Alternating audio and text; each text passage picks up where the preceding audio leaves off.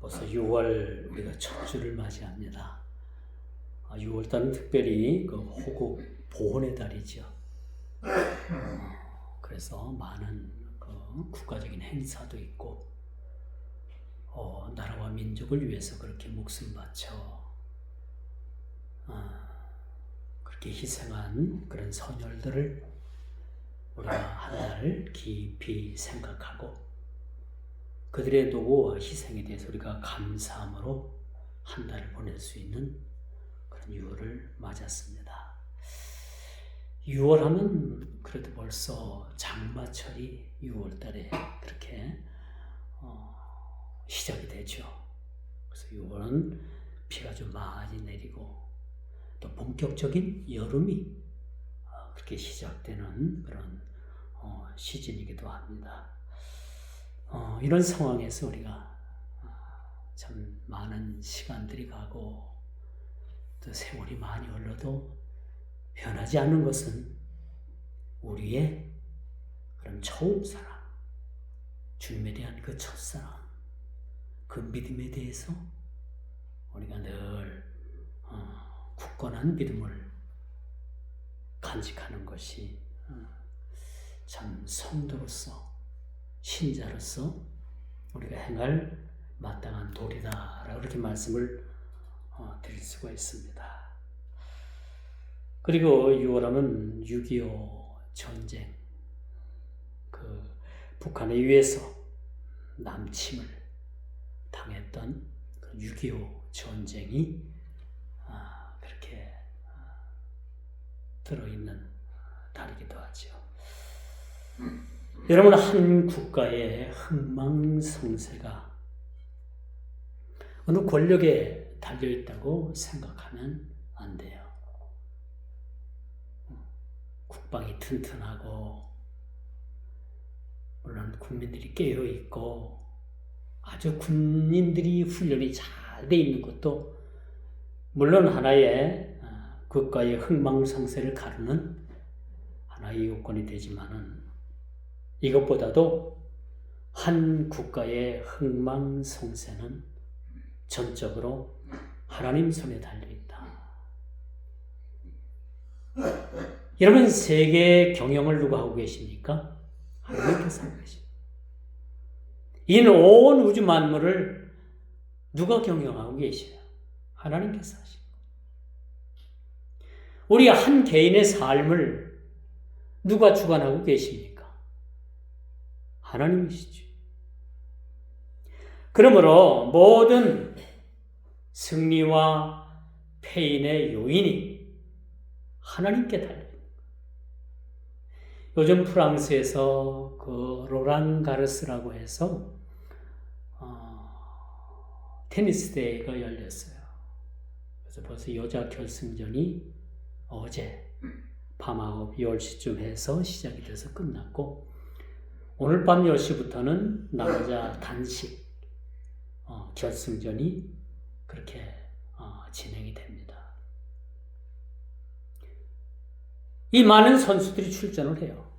그런데 그 많은 선수들 중에서 어느 선수가 우승을 할지는 아무도 몰라요. 그렇죠? 그 선수들조차도 몰라요. 그러나 하나님은 알고 계시는 거예요. 하나님은 모든 뜻을 정해 놓으셨습니다. 그리고 그 뜻을 변개하지 아니하십니다. 우리가 구원받은 일에 대해서도 모든 상황과 모든 진행과 모든 일들을 하나님께서 이미 정해 놓고 계신다는 사실을 우리가 보게 되는 것이죠. 그래서 하나님께서는 시대마다 선인과 악인을 그렇게 출현시키죠. 마치 영화의 주인공을 출현시키고 또 주인공이 아닌 그런 엑스트라나 단역이나 그렇게 많은 사람들이 출연을 해야지 한 영화가 그렇게 만들어지는 거예요. 그렇죠? 우리 인생도 마찬가지입니다. 하나님께서는 그 시대마다 사람을 보내죠. 사람을 출현시켜서 선인이라는 사람을 출현시키고 악인이라는 사람을, 그 악당 빌런들을 출현시켜서 역사의 한가운데 그들이 어떤 삶을 살고 있는가라는 것을 하나님께서는 살펴보고 계시는 거예요. 우리가 하나님 앞에 섰을 때는요, 두 권의 책이 우리 앞에 펼쳐져요. 하나는 생명책이라는 책이 펼쳐져 있고, 또 한편에는 우리가 살아가면서, 이 땅을 살아가면서 우리의 행한 모든 행위록이 기록되어져 있는 행위록의 책이 기록이 되어져 있습니다. 그러므로 누구든지 하나님 앞에 변명할 수가 없어요. 하나님께서는 우리 일거수일투족을 다 읽고 계시고, 읽으셨을 뿐만 아니라 알고 계실 뿐만 아니라 우리 모든 인생의 행위록에 그 하나하나를 다 낱낱이 기록하고 계신다라고 말씀드릴 수가 있는 거예요.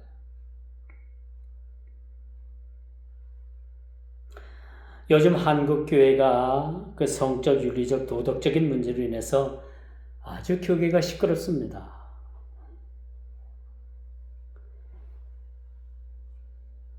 어떻게든 죄를 덮으려고 하는 그런 모습들과, 또 어느 한편에선 어떻게든지 회개하라, 당신 교회에 사임하라, 그렇게 압력을 넣고 서로 세상 법에 호소를 해서 서로 자기의 기득권을 빼앗기지 않으려는 그런 모습들을 봐요.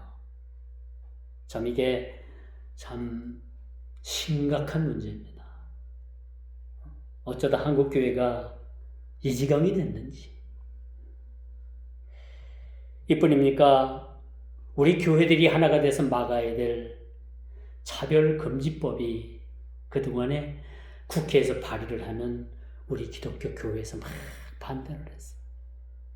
그래서 결국은 그들이 발의를 했지만 그 국회에서 그 법을 만들지 못한 거예요.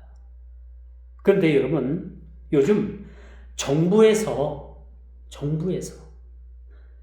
국회에서 결의하고 만들지 못한 이 차별금지법을 행정부 명령으로 이것을 실행한다고 합니다.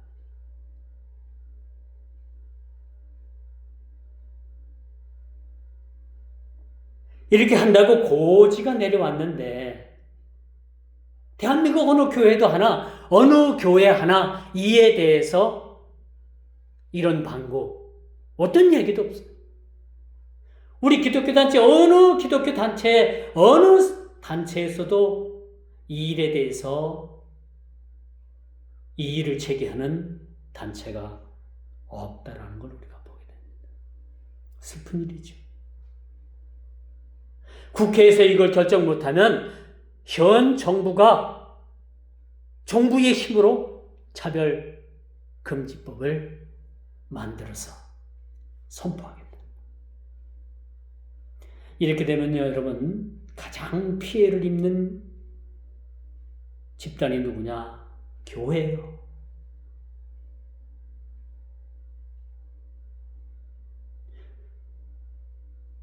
이 일이 실행되고 이 일이 진행이 된다라고 가정을 한다면 교회 강단에서는 더 이상 동성애를 죄라라고 얘기하지 못합니다.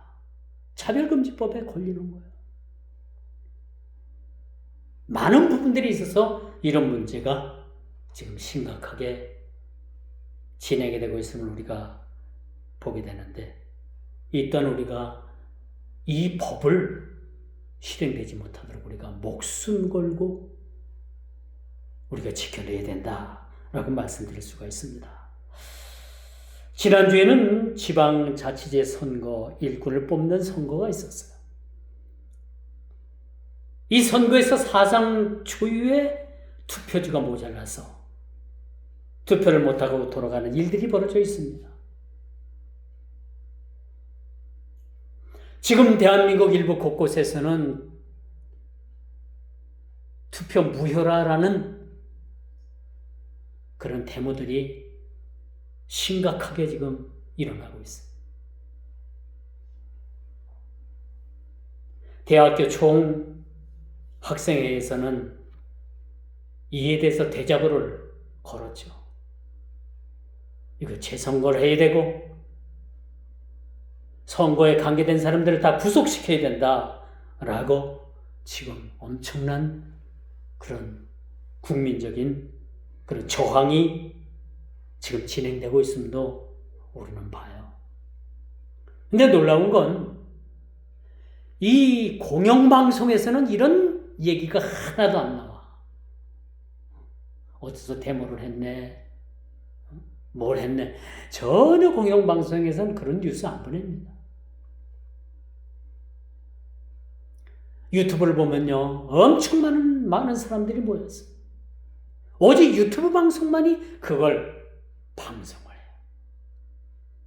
지금 대한민국이 눈이 가려지고 귀가 가려지고 이런 상황에 놓여 있음도 우리는 직시를 해야 돼. 그리고 우리는 기도해야 합니다. 대한민국이 자유민주주의의 그런 기틀이 여러분 훼손되지 않도록 우리가 기도해야 되는 거죠. 민주주의의 꽃이라고 하는 이 투표가 공정성을 잃어버렸습니다. 투명성도 잃어버렸습니다. 이렇게 모두를 잃어버린 상황으로밖에 보이지 않는데 여러분 대한민국이 어떻게 세워진 나라입니까? 그동안의 대한민국 이 역사를 보면요, 얼마나 많은 외세 침입이 있었는지 몰라. 가까운 일본으로부터 침입을 당했죠.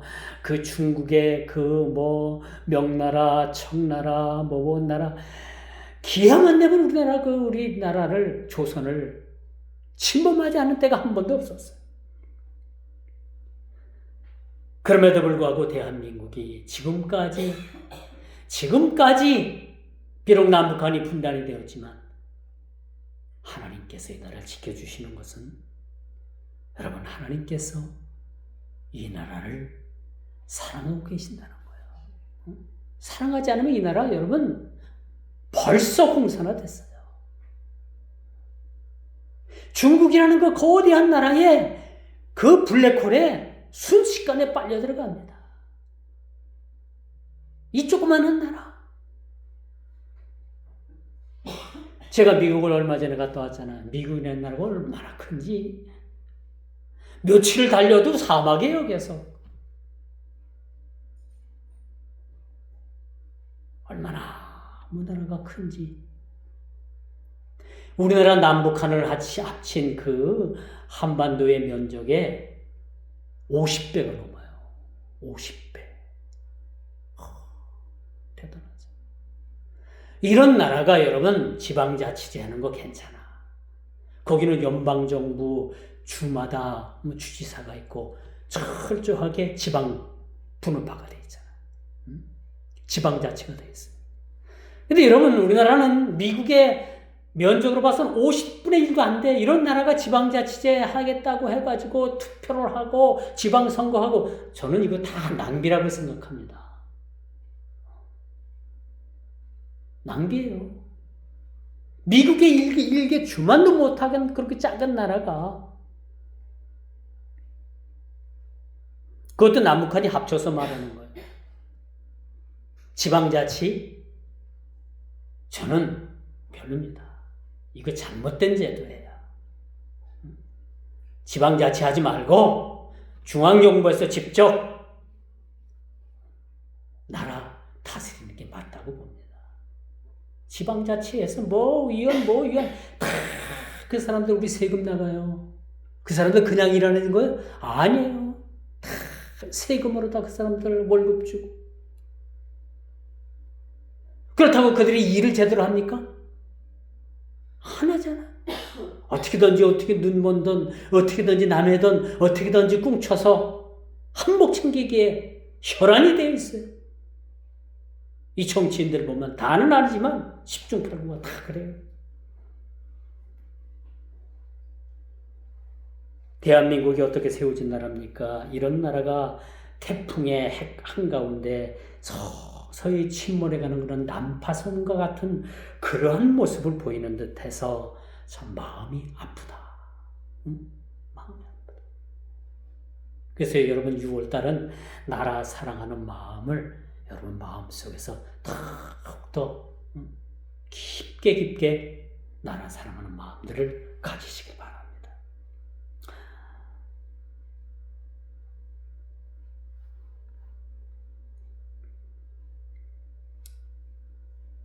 오늘 본문의 말씀으로 한번 돌아와서 볼게요. 오늘 본문에 보니까 상상을 초월할 수 없는 그런 청청병력과 같은 그런 하나님께서 호세아에게 어떤 말씀을 하고 계시느냐. 어떤 말씀을 하고 계시느냐. 오늘 본문의 이야기는 이렇습니다. 호세아 선지자에게 너는 가서 이 음란한 여자를 맞이하여 음란한 자식을 낳아라. 이 음란한 여자가 누구예요? 음란한 여인이 어떤 여인입니까? 어떤 여인을 말해줘? 음란한 여인. 음란을 업으로 삼는 그런 율랑녀 같은, 그쵸? 율랑녀나 술집에 종사하는 그러한 여성들이나 이 사람들은 성적으로 물러난 사람들 아니에요. 성을 팔아서 돈을 버는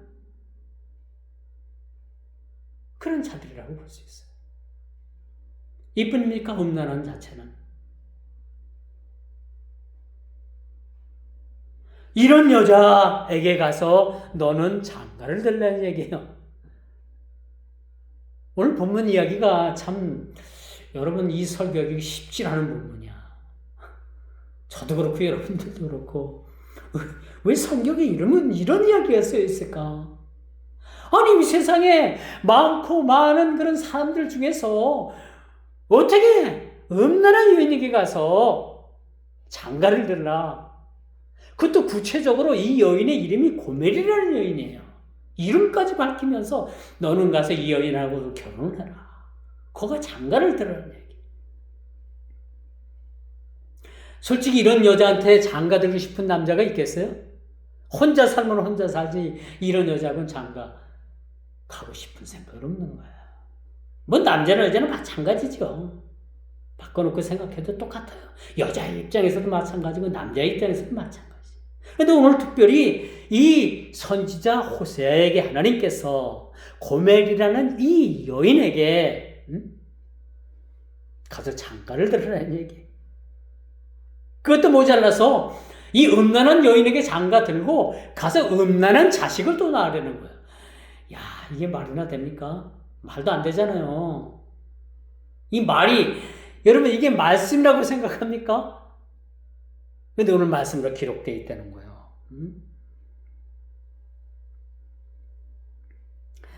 여러분 이 이야기는 구속사적인 관점에서 볼 때 이 본문은 우리들에게 아주 충격적인 그런 말씀이 아닐 수가 없어요. 이 말씀은 뭘 뜻하고 있느냐? 인간이 죄로부터 부패한 그 부패성을 적나라하게 보여주고 죄로 인해서 인간이 부패한 그 상황을 오늘 본문을 통해서 그렇게 비유적으로 말해주는 거예요. 인간의 부패. 인간이 이렇게 부패했다는 거예요. 여러분 TV를 틀면 드라마나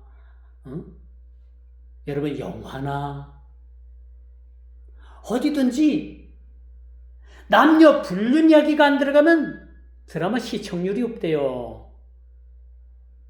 이런 불륜 이야기, 비정상적인 얘기가 들어가지 않으면 영화의 흥행이 안 된다는 겁니다. 이런 이야기가 들어가야지 많은 사람들이 관심을 가지고 드라마도 보고 많은 사람들이 관심을 가지고 영화관에 가서 표를 끊고 영화를 본다는 얘기예요. 이게 뭘 얘기하는 겁니까? 인간의 부패성을 얘기해주고 있는 거예요. 오늘날 많은 사람들이 완전히 부패한 거예요. 많은 사람들이 아니라 전적 타락입니다. 전적 부패를 얘기해주고 있는 거예요. 인간은 여러분 죄로 인해서 전적으로 부패한 상황입니다. 어느 누구도 의인은 없어요. 의인은 없나니 하나도 없어요. 저 사람 법 없어도 살 사람이야. 그런 얘기들 많이 하잖아요, 세상 사람들. 아니에요. 그 사람 법 없어도 살 사람 가서 막상 몰래 카메라를 들이댄다든지 그 사람을 세심하게 살펴보면 그 사람도 여전히 죄인이고 여전히 죄를 짓고 여전히 삐딱한 생각을 가질 수도 있는 그런 상황으로 사는 사람들입니다. 저 사람은 죄 짓고 살 사람, 여러분 법 없어도 살 사람이라 아니에요. 세상에 그런 사람은 한 사람도 없습니다. 이런 인간의 부패성을 오늘 본문을 통해서 그렇게 부패한 세상을 향해서 호세아 선지자에게 하나님께서 명령하시는 그런 명령이라고 말씀드릴 수가 있습니다. 그러면 왜 이런 말씀을 전했을까? 왜 이런 말씀을 호세아 선지자에게 그렇게 강요하고 있을까? 그것은요, 그럼에도 불구하고 이런 상황임에도 불구하고 하나님께서는 자기 백성을 포기하시지 아니하시는 절대적 주권과 신실한 언약적 사랑을 발견하게 되는 거예요. 그 음란한 고멜까지도 수용할 수 있는, 음탄한 그 고멜까지도 하나님께서 관심을 가지시는 그 비유를 통해서 우리가 전적으로 타락했다는 것을 우리 스스로가 깨달을 수 있도록 하나님께서는 이 말씀을 주셨다는 겁니다. 오늘 본문은 영적 도탄에 빠진 상황입니다. 어떻게 보면 선지자가 가장 여러분 하나님 앞에 가장 청렴해야 되고 가장 깨끗해야 될 그 선지자 호세아에게 가서 너는 그 음탕한 여자 고멜에게 가서 장가들어, 그런 말씀을 하실 수 있을까?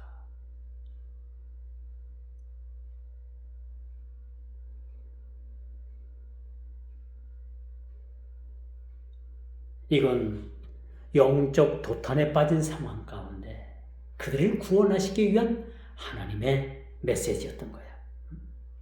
여러분, 풍요 속에 빈곤함이 찾아옵니다. 풍요 속에서 빈곤함을 가지고 사는 사람들이 있는 거예요.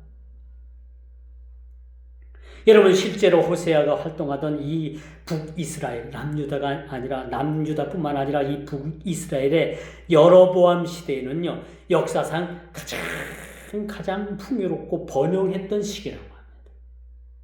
이렇게 번영하고 인간의 문명이 이렇게 번영하고 남한테 아쉬울 것 하지 않는 그런 상황, 그런 조건 하에서 가장 풍요를 누리고 과학의 첨단을 달리고 문명의 세계가 꽃을 피우고 이런 상황에 모두가 다 잘 될 것 같고 모두가 다 선할 것 같고 하나님 말씀 듣고 순종할 것 같은데, 이런 상황이면 상황일수록 더 죄의 온상은 극렬하게 그 활동, 그 번성을 한다는 얘기입니다. 그러므로 여러분, 물질적 풍요되는 영적 가능과 부패가 극에 달했던 시대가 바로 이런 시대였어요. 살기도 넉넉해요. 아무런 걱정도 없습니다. 이게 사람이 등 따시고 배부르면 딴 생각한다고 10중 8구, 그렇죠. 그런 경우가 된 거예요. 오늘 본문 이야기는요, 영적 실상을 호세아의 가정을 통해서 폭로하고 있습니다. 이스라엘의 영적 상태를 폭로하고 있는 거예요. 얼마나 그 시대가 그렇게 음란하고 그 시대가 하나님 보기에 소돔과 고모라 성보다도 더 죄가 간영했으면 하나님께서 이런 비유를 통해서 가장 깨끗해야 될, 가장 하나님 앞에 정직해야 될 그런 선지자에게 너는 가서 음탕한 고멜에게 가서 장가를 들어라. 그리고 자식을 낳는데 음탕한 그런 자식들을 낳아라. 이거 뭐예요? 이게 뭡니까? 저주의 저주. 어떻게 보면 저주. 이런 저주가 어디 있겠어요? 하나님, 저 안 갑니다. 뭐 제가 장가를 안 가면 안 가지. 그런 여자가 장가 가고 결혼해서 그런 음탕한 자식을 낳으면 그 자식들은 또 어떻게 되겠습니까?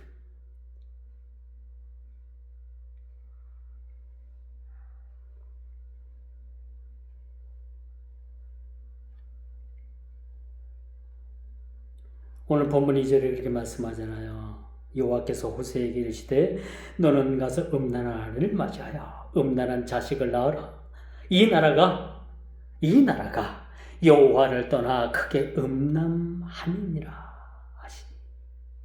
원인이 밝혀졌잖아요. 이 나라가 여호와를 떠났고 크게 음란했다. 이게 여러분, 우리가 신앙에서 떠나면 십중팔구 다 타락합니다.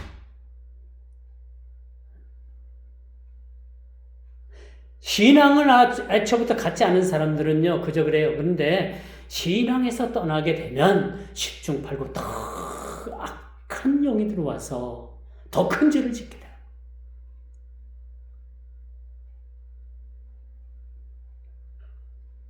그래서 신약 성경에도 그런 비유가 있잖아요.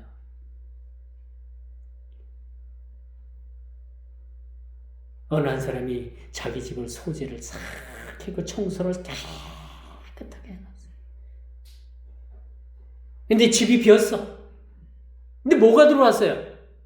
사탄이 들어와가지고 그 빈집에 들어와서 따를 틀고 이전 그 흉악한 마귀의 계기보다 훨씬 더 7배나 더한 강력한 그런 마귀 역사가 있었느니라. 그런 비유를 우리가 보게 되는 거예요. 왜 하나님께서 이런 비유를 하고 계신다고요? 이 나라가 여호와 하나님을 떠났다는 거예요. 여러분, 주님을 떠났습니까? 그 다음에 얼른 돌아와셔야 돼요. 돌아온 탕자가 그나마 하나님께서 그를 기뻐하시는군요. 그는 떠났지만 자기 분깃을 받아가지고 챙겨가지고 먼 나라로 떠났어요.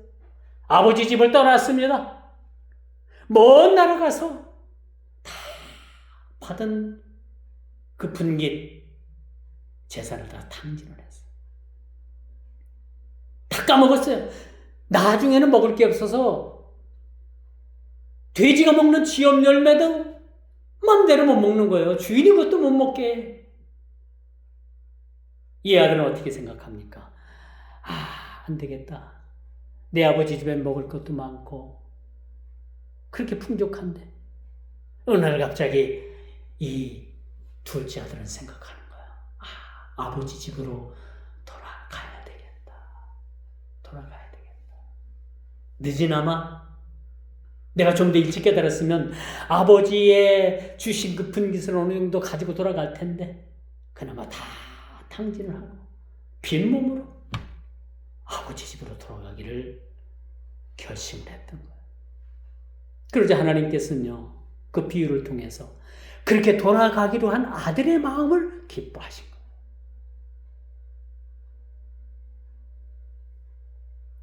오늘 본문 이야기가 바로 그런 얘기입니다. 왜 이런 처절한 되도 않는 이야기를, 왜 되도 않는 말씀을 왜 호세아에게 그렇게 억압적으로 강제적으로 요구를 하고 있을까요? 그 나라가 여호와 하나님을 떠났다는 거야. 떠났을 뿐만 아니라 그들이 크게 음란하였다. 이렇게 너, 나 몇 명으로 끝나는 것이 아니라 나라 전체가 다 어떻게 해요? 나라 전체가 모두가 다 음란에 빠졌다는 겁니다. 그 도탄에 빠진 거예요. 그러니 하나님께서 그 백성들을 구할 방법이 어떤 거였겠어요? 이 비유밖에 들 수밖에 없었던 거예요. 그들이 보고서 깨달을 수 있는 그 방법은 호세아가 음탕한 고멜과에게 장가를 들어서 음란한 자식들을 막 낳는 거예요. 그걸 보고 많은 음란했던 사람들이 어떡하겠습니까? 이게 뭐지? 왜 하나님께서 선지자를 통해서 이런 모습들을 보여주지? 깨닫게 하기 위한 자리. 그러나 그들은 깨달을 수 있을까요? 못 깨닫는 거예요, 그래도. 여러분, 이 문제는요, 한 개인의 문제가 아니라 이스라엘의 총체적인 문제였던 거예요. 여호와를 떠났다는 것과 하나님 대신 극렬히 우상과 더불어서 범죄한 사실을 비유해주고 있어요. 그들이 음란했다라는 것은 사신 하나님을 떠나서 맹렬히 우상을 섬긴 결과라는 거예요. 우상을 섬긴 것이 여러분 음란이 되는 겁니다. 음란이 되는. 이 음란한 여인 고멜을 아내로 맞이하라. 고멜은 언제든지 남편을 버리고 다른 남자를 찾아 떠날 준비가 되어 있던 여인이에요. 이 고멜은요, 나중에는 이제 이 말씀이 또 전개가 되지만은 이렇게 장가를 들고 고멜과 결혼을 했더니 고멜이 어느 날 도망을 가요. 왜 도망갔을까요? 다른 상대자를 만나기 위해서 도망을 갑니다. 이제 이 뒤에 이제 이런 얘기가 나오는 거예요. 초절한 얘기가 막 나와요. 오늘 이 본문의 말씀은 오늘날 이 타락한 이 현 시대의 영적인 현주소를 가르쳐 준다고 해도 여러분 틀린 말이 아니라는 거예요. 틀린 말이야. 노래방 가가지고 노래만 하고 나오면 되지. 그 뒤에 그 뒤에 들리는 이야기들이 이런 이야기, 이런저런 얘기들이 세상 사람들은 막 그런 얘기해요. 그렇죠? 우리 믿는 사람들은 노래방 가면 안 돼요. 노래방 가갖고 여러분 건전하게 노래 부르고 나오면 되는데 그런 사람들이 이렇게 드물지가 드물어. 거기서 술 먹고 음란을 하고.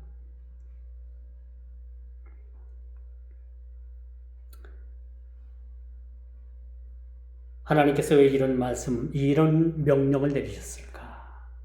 이 명령을 내리시면서 구속사의 시작이 되는 거예요. 이렇게 타락한 인간, 때려서 돌아올 건가? 응? 뭘 어떻게 해 돌아올 거예요? 안 돌아와요. 이렇게 음란에 빠져서 멀리 가게는 안 돌아옵니다. 그래서 하나님께서 이 비유를 들어주신 거예요. 안 들어오는 너희들 때문에, 안 들어오는 너희들을 위해서 예수 그리스도를 이 땅에 보내주신 겁니다.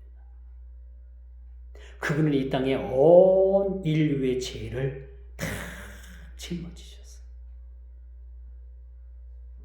이런 인간의 상태를 보시고 더 이상 재생이 불능한 거예요. 더 이상 고쳤을 수가 없는 거예요, 이 상황은. 오늘 보세요. 첫 번째 자녀의 이름이 나오는데 4절에 이스라엘이라. 아주 하나님께서 친 이름을 지어줘요. 그 부모가 지어준 게 아니야. 세 자녀를 낳는데 첫째 자녀가 이스라엘이라. 이 뜻은 뭐예요? 하나님이 흩으셨다. 하나님께서 흩어버리시고. 우리 인생이 잘 나가는 것 같아도 여러분 잘 봐요.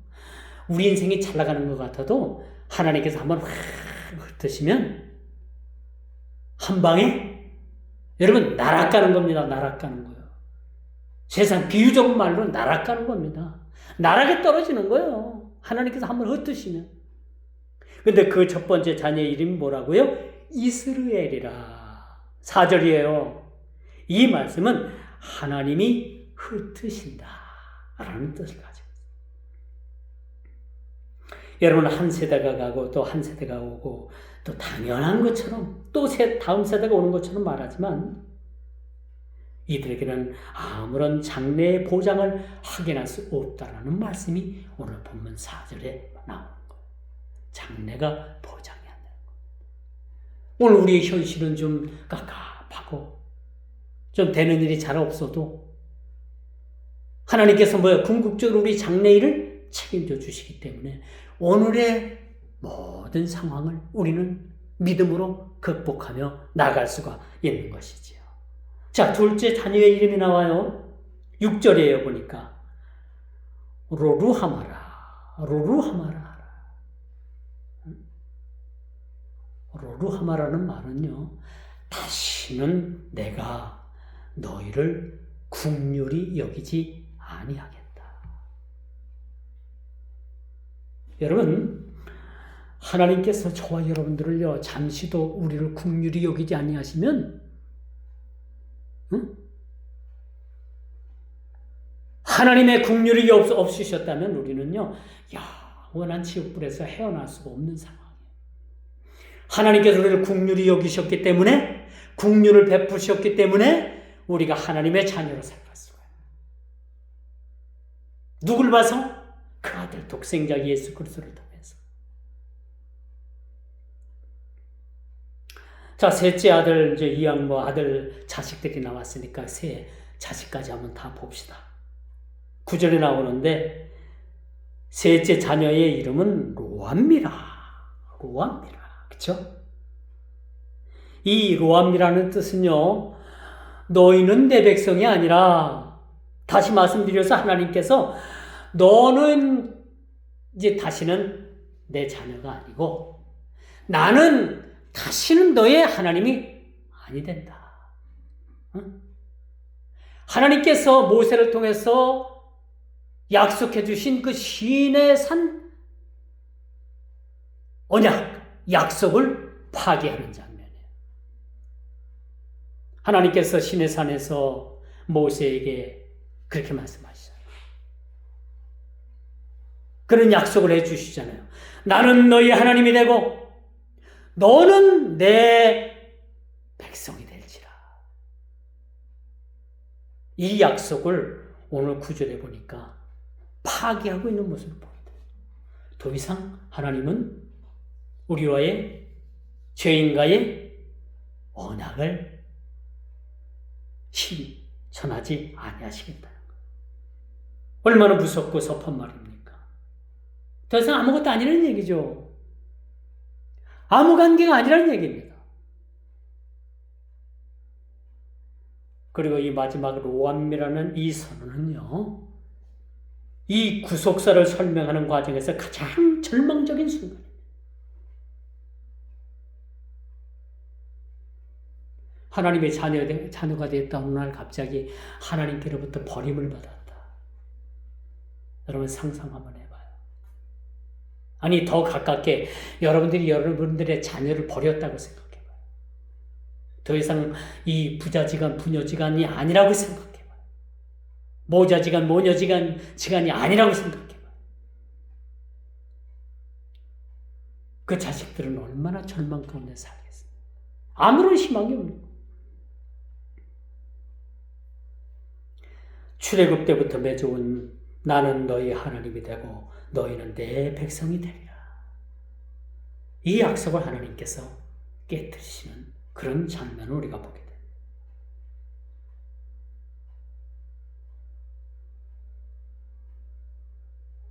좀 희망이 없어 보이죠. 그런데 여러분 10절을 한번 보세요. 10절. 10절에 보니까 너희는 살아계신 하나님의 아들들이 할 것이니라. 아들들이라 할 것이니라. 그렇죠? 10절부터는 반전이 일어나요. 왜 이런 말씀을 쓰고 계실까? 여기 중간에는 그 매개체가 하나 그렇게 성립이 되는데 그 아들 예수 그리스도 예수님께서 십자가를 지심으로 말미암아 이렇게 고멜과 같은 음탕한 그러한 세대들을 향해서 구원의 손길을 베푸시겠다라는 말씀을 오늘 10절부터 그렇게 말씀해 주고 있어요. 방금 전까지만 해도 내 백성이 아니로다라는 이 로암이라고 썼는데 갑자기 살아계신 하나님의 아들들이라라고 그렇게 불러주고 있어요. 10절부터. 그래서 여러분 성경이 어려운 거예요. 읽어보면 이 전반부에는 이런 아주 무시무시한 희망도 없어 보이는 그런 말씀인데 이 또 중반부, 후반부터 들어가면은 하나님께서 그렇게 죄인된 우리를 싸매주시고 치료해주시고 고쳐주시고 우리를 회복시켜주시는 말씀을 우리가 대하게 되는 거죠.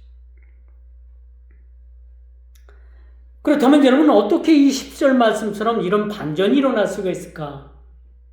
9절까지는 희망이 없습니다. 그렇죠? 그런데 10절부터는 이런 반전이 일어나게 되는데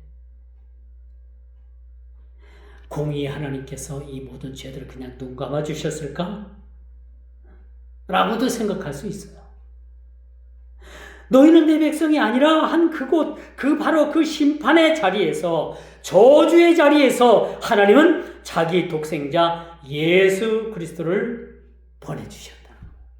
이 구약에 보면 여기서 예수님을 보내야만 되는 하나님의 마음을 우리가 여기서 엿보게 되는 거예요. 더 이상 답이 없어요. 9절까지만 봐도 더 이상 답이 없습니다. 답을 찾을 수가 없어요. 어떤 대안도 없어요. 그런데 9절에서 10절 사이에 하나님께서는 뭐를 그렇게 슬쩍 끼워 넣으시는가? 바로 독생하신 아들 예수 그리스도를 보내기로 마음 먹으셨다는 것을 여기서 하나님의 마음의 모습을 우리가 캐치하게 되는 거야. 여기서 읽게 되는 거야. 그렇죠? 우리가 다시 내 백성 암미가 되고 국류를 입은 자 루하마가 된다. 10절에 이 희망의 메시지를 전하면서 9절과 10절 사이에 이 갭 사이에 누가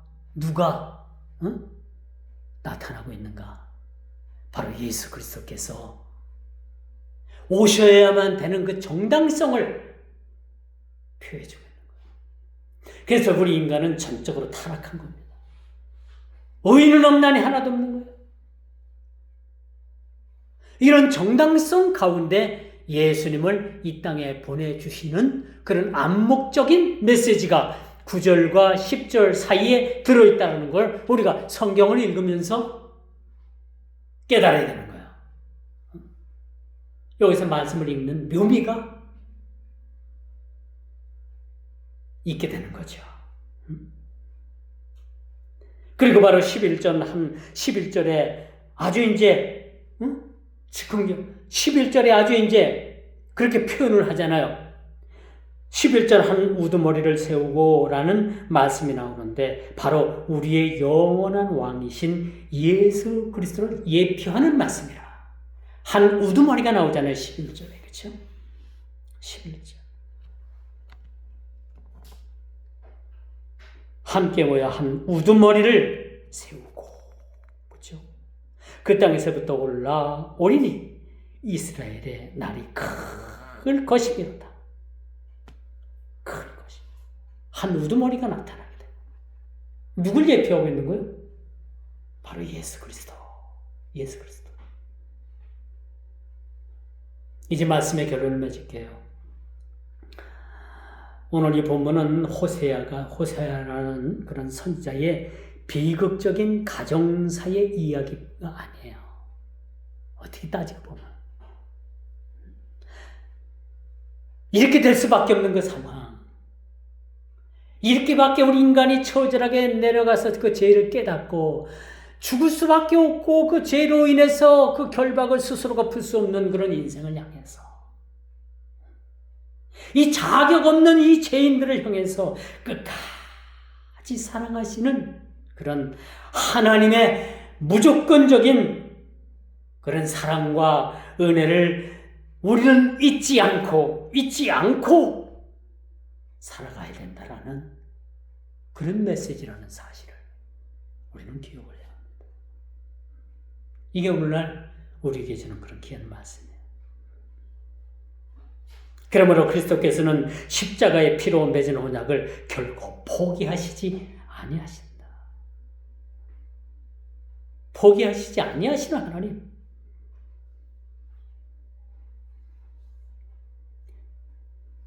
꼭 고멜에게 가서 장가들라고 하니까 아이고 이제 인생 종쳤다 끝났다 그렇게 생각할 수 있었어요 우리가. 그렇죠? 더 이상 희망이 안 보였잖아요. 이처럼 우리 인간이 처절하게 가장 죄의 밑바닥까지 내려가게 하는 그런 경험을 통해서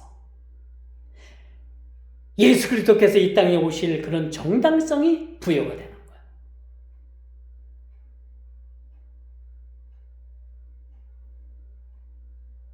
이 이야기는 결코 호세아 가정의 이야기가 아니라 오늘 사는 우리 모든 사람들의 이야기입니다. 우리가 이처럼 이렇게 부패한 거야. 나는 아니라고요? 아니에요. 다 그렇게 전적으로 다 여러분 완전히 부패했던 사람들. 죄로 인해서 완전히 죽었던 우리들입니다. 이런 우리들에게 주님 오셨어요. 저와 여러분들을 위해서 오셨습니다. 이게 은혜입니다. 이게 은혜입니다. 이 은혜를 끝까지 누리고 간직하고 주님 앞에 설 때까지 이 감격 가운데, 감동 가운데 살아가는 저와 여러분 모두가 다 되기를 주님의 이름으로 축원하면서 말씀을 맺도록